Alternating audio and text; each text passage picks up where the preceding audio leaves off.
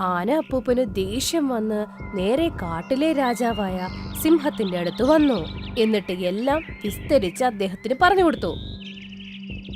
കാട്ടിലെ രാജാവ് സിംഹം ക്ലേരനെയും സംഘത്തിനെയും സിംഹത്തിന്റെ ഗുഹയുടെ അടുത്തേക്ക് വരാൻ പറഞ്ഞു.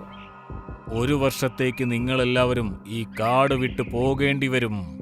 പോകൂ, നിങ്ങൾ ഇപ്പോൾ തന്നെ ഈ കാട് വിട്ടു പോകൂ. പക്ഷെ ഞങ്ങൾ എന്താണ് ചെയ്തത് മഹാരാജാവേ? നിങ്ങളുടെ കൂട്ടത്തിലുള്ള ഒരു ഉറുമ്പ് ആനമുത്തശ്ശനെ വിഷമിപ്പിച്ചിരിക്കുകയാണ്. ഇത് മറ്റാരെങ്കിലും ചെയ്തിരുന്നെങ്കിൽ ഞാൻ ഇതിലും വലിയ ശിക്ഷ നൽകിയേനെ. പക്ഷെ നിങ്ങൾ ഉറുമ്പുകൾക്ക് ഞാൻ എന്ത് ശിക്ഷ തരാനാണ്? തെറ്റ് നിങ്ങളുടേതാണ്.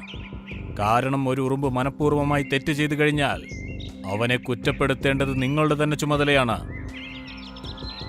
ക്ലേര സങ്കടത്തോടെ ആ കാട് വിടാനുള്ള തയ്യാറെടുപ്പിലായിരുന്നു.